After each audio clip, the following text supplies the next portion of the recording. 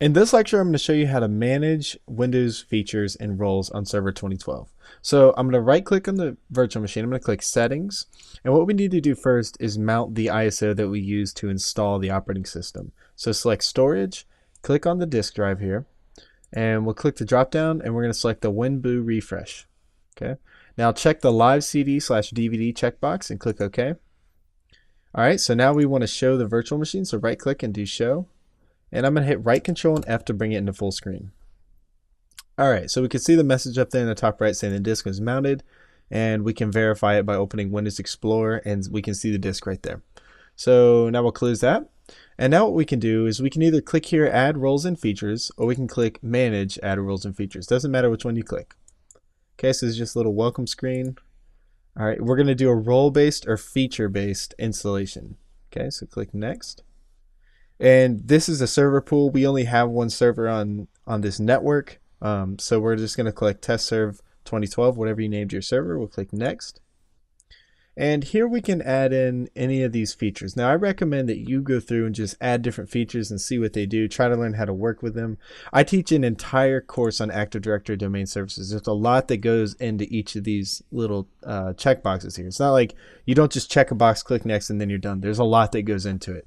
So, but you can definitely learn about it. Like if you Google setting up a DNS server, you'll come up with different tutorials and different things where you can learn how to set this stuff up. So what we're going to add is we're going to go to the very bottom and we're going to choose Windows Server Essentials Experience. Okay. The only reason we're picking this is so that you can understand how you add roles and features.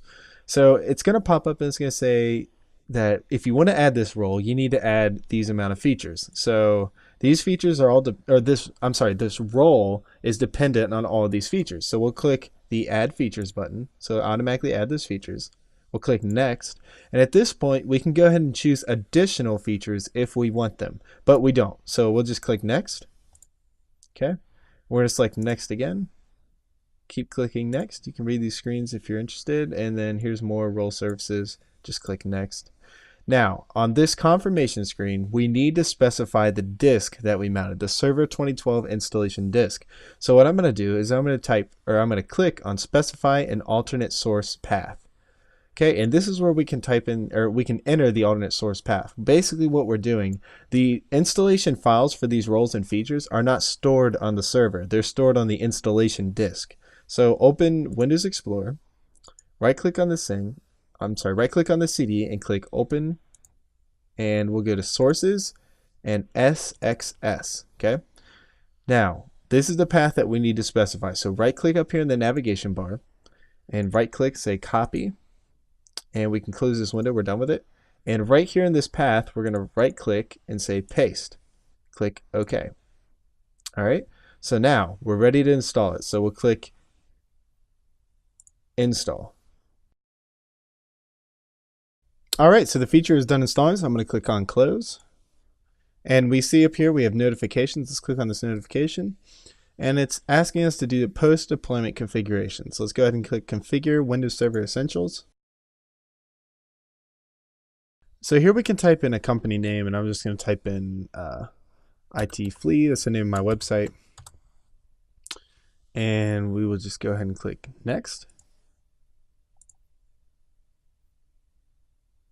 So now I'm going to make an administrator account name, and I'm just going to use Paul H. And I'll just make up the password here. All right. Click Configure. So now it's going to prepare our server, so we're going to let this run, and then once it's complete, we'll check back. All right, so the post-deployment configuration is complete. I had to reboot the workstation, and now I'm just going to log back in. And first thing I want you to notice is that before administrator it says IT Flea, and that's the name of our domain. So I'm going to go ahead and log into the account. All right, now I'm going to open Server Manager, and you can see we have the little the dashboard for Windows Server Essentials on the desktop. You can open that if you're interested. And we have these new tools here on the side, and if we click up here on tools, we have different tools like Active Directory, using computers, sites, and services, and so forth. So I'll just pop open Active Directory using computers. This is a major technology that you want to get your head wrapped around. You want to understand how to use this. You can right click, make a new user account, and then log into it. I have another course that goes pretty deep into Active Directory. So you can check that out if you're interested. Of course, group policy management is another major technology that you need to understand how to use. So you can right click on your domain and create GPOs and do different, like change the desktop background, change, different various settings on the computer. So, yep, that's it. Last thing that I might want to show you is if you want to remove a feature, click Manage and click Remove Roles and Features. Click Next.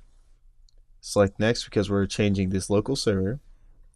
And then under Server Roles, what you do is just uncheck the box and you'd select Remove Features, and it would go through the uninstall process. You'd have to reboot and pretty much repeat the exact same steps that you chose before. So I'll click Cancel, Cancel, and that is how you manage features and roles on Windows Server 2012. I'll see you in the next lecture. Okay, in this lecture, we're going to cover Event Viewer and Windows Logs. So on Server 2012, one way to start Event Viewer is to click on Tools, and then select Event Viewer right here in the list. If you're on another operating system, such as Windows 7 or Windows 10 or Windows 8, you can also type in, type that right, Event Viewer, and then click it that way, okay? So Event Viewer is not something that's restricted to just Server 2012 or Server 2008 or 2003, etc. Now, let me explain how this works and what this is. Basically, when something happens, when you go to install a program on a Windows operating system, it creates what are called logs. And these logs are stored in Event Viewer. Or to be more specific, they can be viewed through Event Viewer. So if someone restarts your computer remotely, it'll be tracked in Event Viewer. If you clear the audit log, it'll be tracked in Event Viewer. If you uninstall a program, it'll be tracked. If there's an error, then it'll also be logged in Event Viewer. Okay, so this first little tab right here, we can create custom views, but we're not very interested in that. We're not going to create any of these custom views, so we're just going to ignore that. And we're going to go right to Windows Logs. Now we have application logs, which will give us application level logs. Just like it says, it's pretty simple. We can click through here and you can see the software protection services started. You can click through here and just look. It's a lot of information that you're going to have to Google because you might not know, if you're new to computers, you might not know what SVC host does. There's all this different information, and you don't generally just come through and browse through Event Viewer. Generally, you'll have some kind of problem. You'll try to install a program or a Windows feature, and it'll error out. It'll fail. At that point, you would go to Event Viewer, and you would say, okay, I tried to install the program at 7:56 a.m. and it failed. So you would go to your logs and you would look for your logs at 7:56 a.m. Okay, so what I'm going to do is I'm going to go through and look at security. Now, we have two types under security. We have audit success and audit failures. Now, here we can see that, let's just look at this real quick. An account was logged off. All right, so we can scroll down in this little pane here and just see the details. Now, the account name was tserv 2012 with the $sign at the end. That is the local computer account.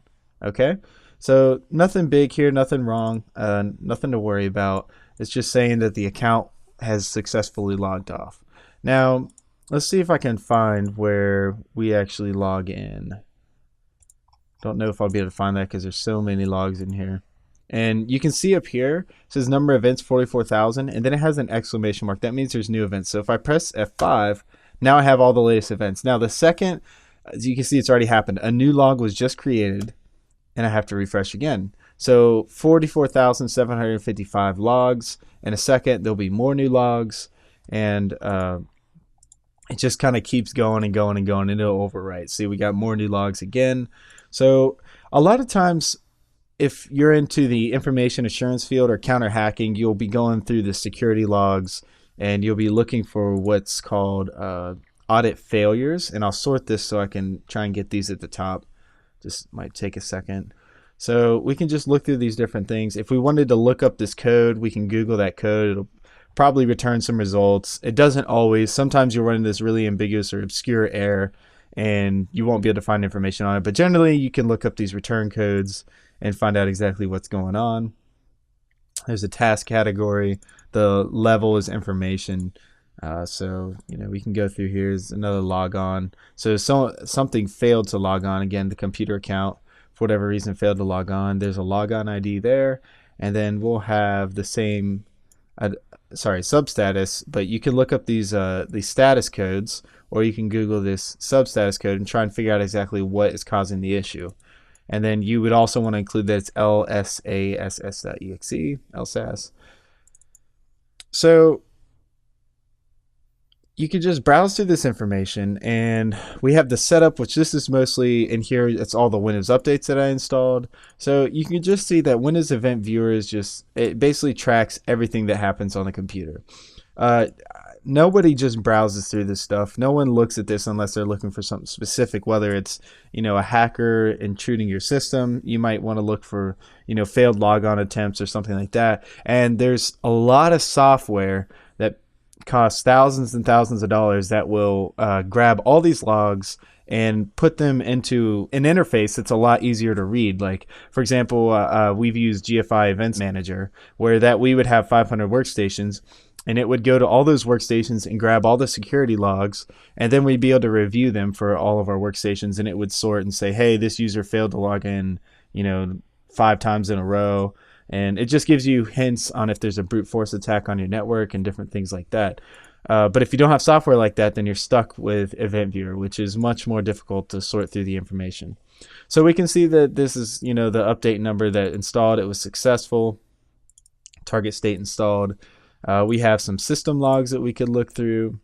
The Windows Update Services entered the running state. So if you're troubleshooting something at 7:04 a.m., you're like, man, I don't think the update services the update service started.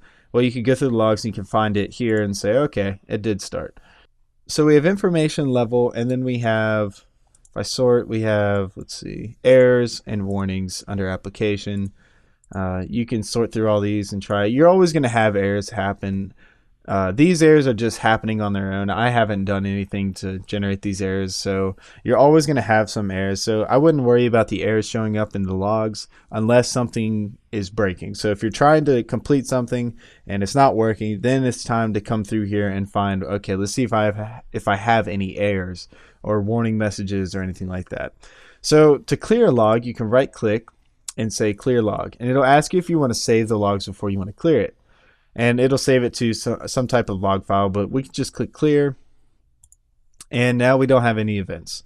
So if we do this under security, clear log, and say clear, it leaves one log in here saying the audit log was cleared by ITF/administrator. That's the account that I'm logged into right now. Okay. So that's how you work with Event Viewer. That's the purpose of Event Viewer, and I hope that gives you some information.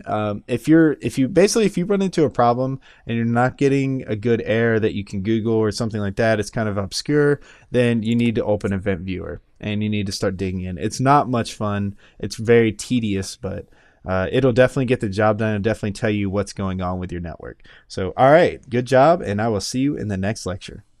In this lecture, I want to introduce you to batch scripts. Now, this is going to be a very basic overview, and I could really make a whole course on batch scripting, but I just want to get your feet wet and let you know that you can make batch scripts and how to do them. And that way you can kind of take the lead with it and just learn more about it on your own. So maybe I can make a course about it later if you guys ask me to, or I can add more info to this course about batch scripting if you're interested. So let's go ahead and just hit the Windows key and let's open Command Prompt. So we can type in commands right here. So we can list a directory by typing dir. We can make directories using mkdir. So we can just make a directory called test. Oops, make sure you spell it right. And now if we type in dir again, in this list, we'll see the folder test. And there it is at the bottom.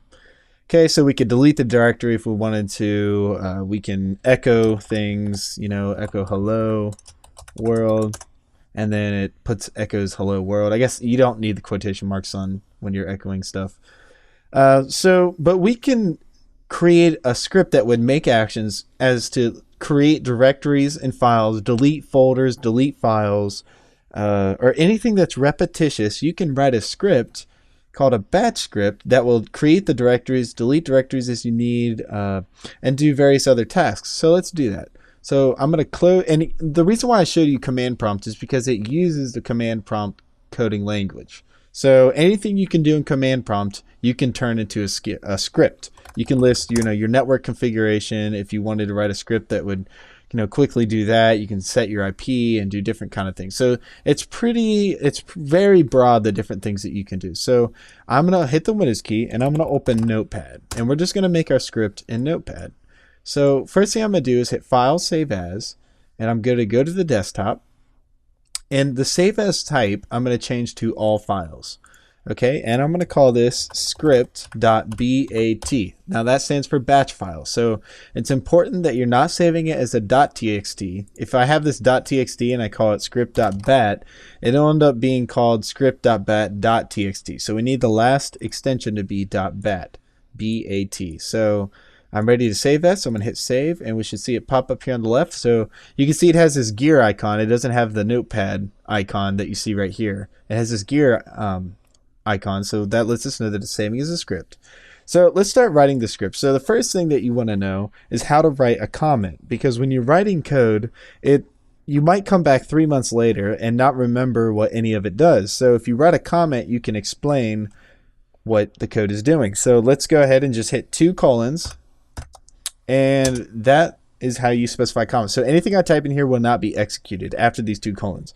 So let's just say we're going to use the @off echo command. So we'll say turn off the echo so our script will look professional. Okay. And so now we're going to type in @echo off. So this will keep the batch file from showing unnecessary text, and we'll go back and we'll delete this line, and you'll see the difference. Okay, now let's just do something kind of fun, and let's change the color of our font. So we're going to say change the color of our text to red, and to do that we just type in color 4. All right, and let's make another comment, and what we want to do is we want to give some kind of welcome message, just because I'm trying to demonstrate what you can do with batch files. So we'll just say echo a message that welcomes our users. Okay, so now we're going to type in echo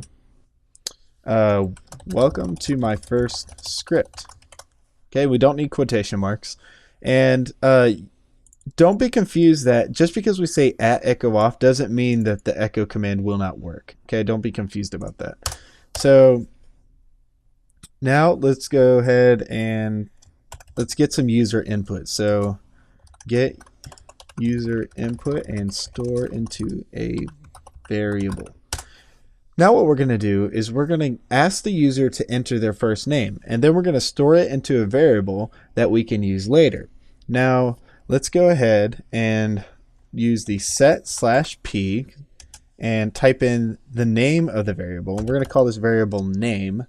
So if we want to refer to this later, we'll use %name%. So we're going to say equals, and then whatever our prompt message is. So I'm going to say, please enter your first name. Okay. And then I'm doing a colon and a space. Okay. So now we have the user's name because they've entered it on this line. The script will not advance until this variable has been set, variable name. So once we've set the variable name, let's echo out a welcome message, including the user's first name. Can't spell this. User's first name. Okay, so let's say echo hello, and then we're going to use this variable right here. So we're going to type in %name%. Hello, %name%. Just write something crazy. It's good to see you. Okay, sure. All right, let's run this and see what happens. Okay, so I'm going to click on the script. This will be interesting. So it's asking for our first name. So let's type in our first name, but when we press enter, the script just disappears. So is it broken? No, actually it's not. Let's add another line and say wait for user input. Okay, so we'll type in pause. So what's happening is we're getting to this, the script is pausing, we're entering the name, then it's completing the script, echoing, and then it's exiting the script. So once a script is done, once a batch file is done, when you launch it just by clicking right here, as soon as the script is done, it exits the window. So now that we entered this pause, it'll pause right here and it'll wait for a key press. So now let's type in Paul, and that here you can see it echoes out, hello Paul, it's good to see you. All right, and press any key to continue, and then it closes the screen. So let's make a directory called whatever the user enters. So if I enter Paul, let's go ahead and build a directory called Paul, all in the script. So to do that, we'll make a new line and say create a new directory based on the user's first name. And the way to do that is just mkdir %name %. Okay, that's it. So now when we run the script, I'm going to save the file, double click the script. Please enter your first name, Paul. Hello, Paul, it's good to see you. Close the script, and here we can see it created a directory for us all in the script, and the script is named Paul, what I entered. If I run this again and I name, let's say my name is Marvin.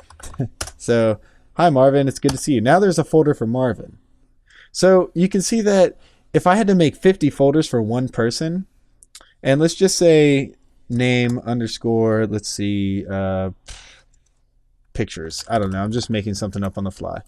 And say we had to make 3 folders for every user that we created. So I'm going to delete these folders, and we're going to name one pictures, music, and we'll just call the other one software. Okay, so we'll save this script, say hello, enter your first name. Name it Paul. Hello, it's good to see you. Close the script. Now we instantly created Paul Pictures, Paul Music, Paul Software. So you can kind of see how this would be useful. Instead of having to manually create all 3 of these folders, we could just script it. We enter the name, and then it creates the music, the folders, the software. Okay, so there's so much more that you could do with batch scripts, but I just want to kind of give you this brief introduction because my goal with this course is to get your feet wet and point you in the right direction. So if the way you find out these commands, basically, I'll show you. Just give me a second here. Let's see. Okay, pop this over here. Okay, here's Google. So let's just say change color of batch file font. How to change color of CMD with Windows Batch script. And here we go. So you find color 0. We use color number 4, and that was red. So if you don't know, if you want to know how to do something, just Google what you want to do, and 9 times out of 10, it comes up and you're good to go. So close out of that, and that's it. So I'm just going to close the script, and I'm going to delete these files because I don't need them. I go ahead and delete, well, I guess, yeah, I'll delete the script too. So just empty my recycle bin, keep the file size small. So that is your brief introduction into batch scripting. I hope it helps you. And the goal of computers is to complete tasks for you.